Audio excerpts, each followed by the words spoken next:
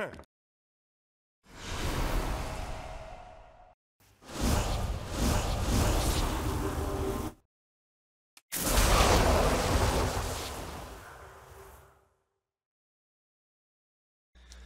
is up, guys, and welcome to the video. So today we're going to be going over a lot of the Arcane Mage changes for BFA, and I'm sure a lot of you guys already know about all this stuff, but basically this video is just going to be kind of my opinion, letting you guys know what I think about it and kind of what I'd like to see, and kind of from that moving forward. Now obviously this is Battle for Azeroth Alpha. God, that's going to be a tongue twister. I'll try not to say that too many times. But BFA Alpha, so obviously I'm taking everything that I read here with a bit of a grain of salt, and obviously it can be changed down the line. Some of it's obviously going to be changed down the line. It hardly ever stays the same from a first release. But that being said, I just learned the other day that BFA already has kind of a release time, and that is only 5.5, 6 months away, so I'm not sure how much they're going to be changing in that time, if they're still in alpha, and beta has got to be coming out soon here with that short of a time window. But I'm honestly just glad to see that there are some changes going on for Arcane Mage. When I heard that Arcane Mage wouldn't really be getting that much of a rework going into BFA, I was pretty worried, because I basically heard that, like, we like what we have here, we're going to stick with it, and you get to play the same Arcane Mage for another 2 years.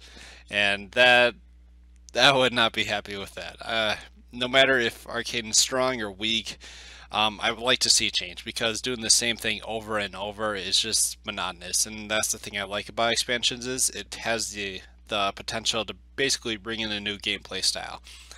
We still have a lot of the basics, like we still keep pretty much all of our talents. Shimmer is a huge staple of Legion, and we're keeping that along with displacement, and I mean, I'm really happy about that. But a few changes here and there is really something nice to see, so let's just jump right into it. First off, the main change for Arcane here is clear casting. Now what it does is every time you spend mana, for each 1% of your mana you spend, you have a 2.5% chance to gain clear casting, which it's basically like the new Arcane missiles, except you can stack it up to 3 stacks.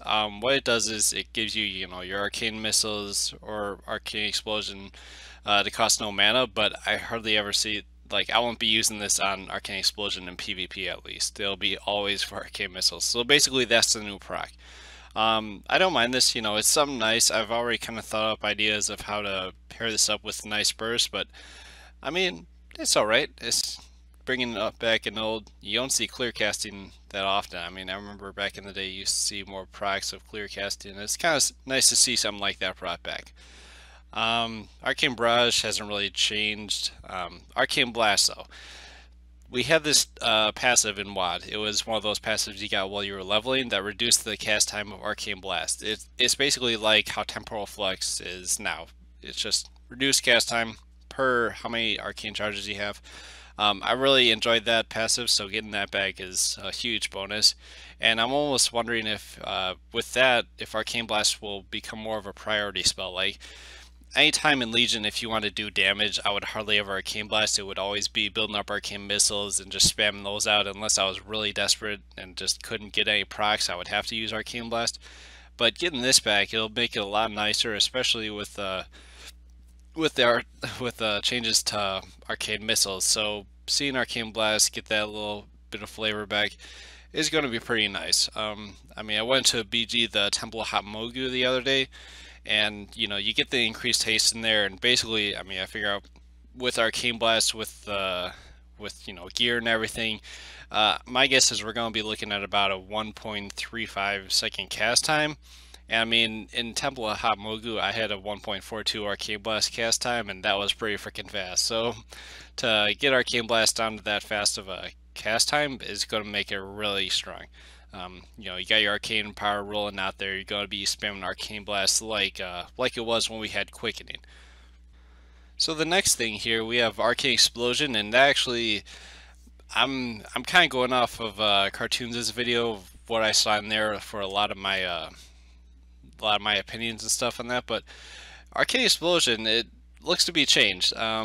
Over here I hover the tooltip and it says 12% of base mana, and that seems to be kind of where they're going with it. It's not going to be something that you're going to spam constantly to fish for for your charges, and I don't know, I'm guessing that's intentional because nowadays, I mean, you cast Arcane Explosion pretty much 80% of the time compared to Arcane Blast. You know, you're using that as your filler spell between missiles and everything like that, but you're not going to be doing that next expansion. So that's actually a big nerf.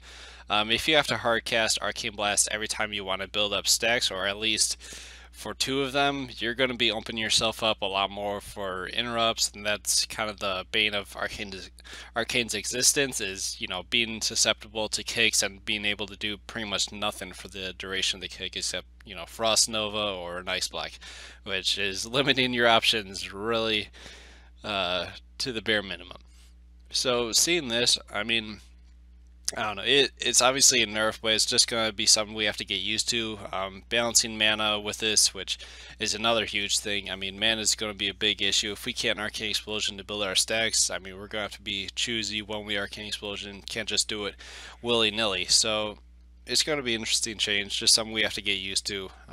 No big deal there. I can always change up the playstyle. I mean, back in MOP, I was used to having Arcane Blast anyways to get Arcane stacks. You couldn't Arcane Explosion reliably. It had like a, I don't know, 30% chance to give you a charge, which was not was not all that great. Arcane Explosion was always used as a refresher to your Arcane stacks anyways, so just kind of reverting backwards back to having to get used to juking, but hopefully with the Arcane Blast haste, that'll kind of balance things out. Now, Arcane Missiles, this thing gotta change. I do like it. I do like the fact that now we can cast Arcane Missiles just out of the blue. We don't have to get a proc. Well, we don't have to, but we should be. But we can just use it for pure damage output. If somebody's about to go behind a pillar or something and we want to chase them down with more damage, but we don't have a proc for Arcane Missiles, we're kind of screwed with that right now. But in BFA, if somebody's trying to run behind a pillar and you get an Arcane Blast off on them and you want a chain of missiles right after it, you don't have to rely on an RNG proc to be able to do that. You could just cast your Arcane Missiles and it'll chase them down for that guaranteed damage. So I really like the Arcane Missile changes. The change to make it cost a lot more mana, and I'll get back to this, it's 18% of your base mana. So that's going to be a lie. You're not going to be casting a whole lot to begin with, and we're just going to have to use our evocation a lot more proactively and be aware of our mana a lot more. So I don't mind this change. I do like it. We can definitely work around it though with kind of the talents that I'm looking at. But yeah, that's pretty much it for all the spells. I want to jump right into the talents and kind of give you guys my thoughts on what basic setups are going to be in Arena. So here we only have three new talent changes, and the first two are in the first tier, or first row here. Rule of threes. When you get in your third arcane charge, the cost of your next arcane blast or missiles is reduced by 100%. And I see this is going to be basically the kind of general go-to talent for pretty much any situations. I mean, Arcane Familiar is, I don't know, it's still something that I don't see being very viable. And Mana Adept is, I think it's pretty nice for specific situations, but we'll get to that in a minute. But it's not going to be something that you go to for your everyday, you know, just world questing, battlegrounds, or dungeons, or stuff like that. I think Rule of Threes is going to be the main go-to one here, kind of like amplification. And then down here we got temporal flux rework. 5 seconds after evocation ends, you gain this effect again. This I think will pair really well if they kind of keep this build for mage going, because one combo I can see with this is like in arenas, I'm guessing the go-to thing will either be overpowered and just, you know, spamming arcane blast with reduced cast time and really strong cast, that kind of burst with Rule of Threes. But I think temporal flux is actually going to pair really well with Mana Adept. So I mean, let me kind of play out the scenario I see in my head for you guys. That'll be the go-to like burst in arenas if you don't want to spam Arcane Blast.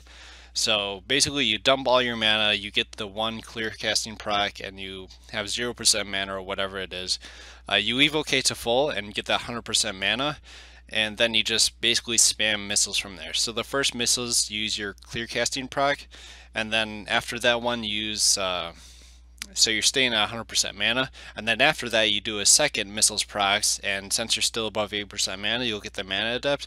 And then after those two are done casting, temporal flux should kick in, and basically you can spam your arcane missiles every time.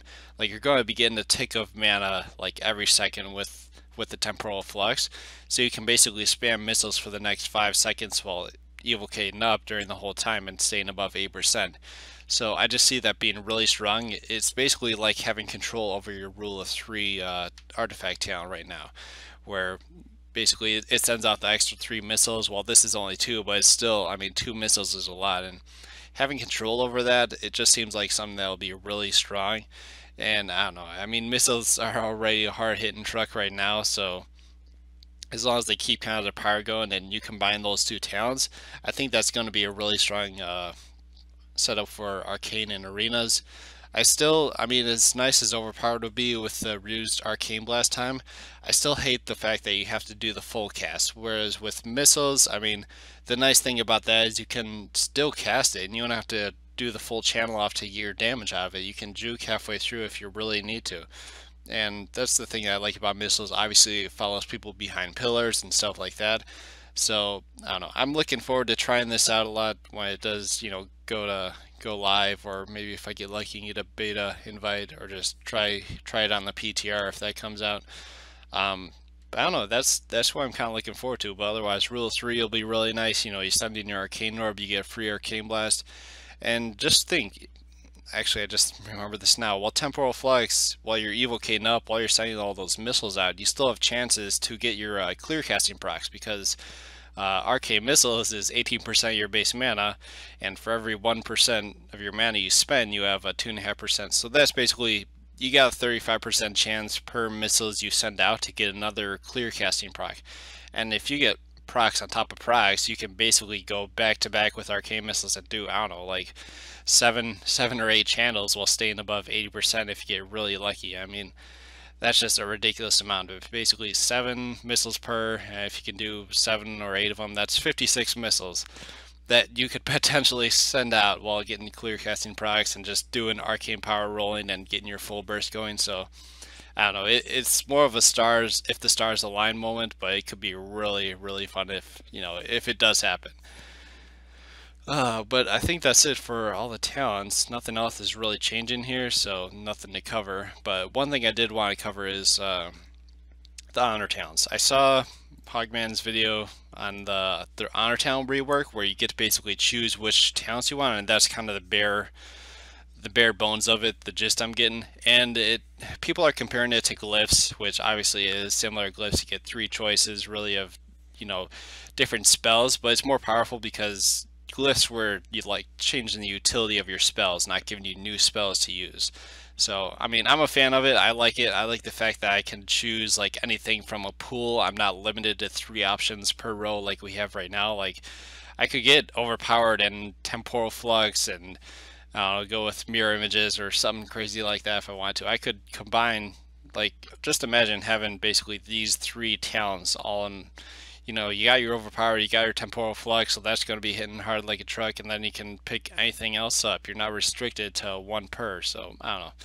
It's really nice. It seems like they're only adding, really game-changing spells to it, so it's not like you're going to be missing out on, Prey on the Weak or whatever. I can't even think of the talent, but just passive stuff that doesn't really do a whole lot. Like the 6% increase to your haste is nice, but I'd rather just have that talent taken out and have them increase our base haste in arenas by just a little bit, so I don't have to basically be locked into that choice. So I really do enjoy that. But other than that, guys, just kind of waiting to see what's coming out. But I mean, I'm going to be sticking with Arcane. Obviously, I don't mind if we get nerfs. That's the thing.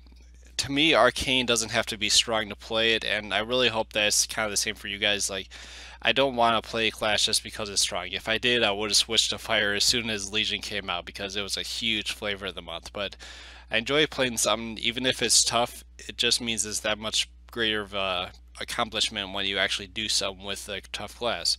Like, I always loved in WoD, people would always kind of say Arcane was the underdog just because it wasn't seen out there that much. And just because you're not able to get 2400 or something with it, if you only get to like 1750 or 2K, it makes that achievement much more worth it, because you know that the struggle for it was a lot more, and you have to put a little bit more time into it, and just kind of getting that I don't know, that good feels from it is what really makes Arcane kind of sell it for me. But a little bad pun here for you guys. You either Arcane or you aren't Kane. So you gotta make your choice, draw on the line. But that's it for me, guys, and I hope you enjoyed the video. And until next time, this is Spart out.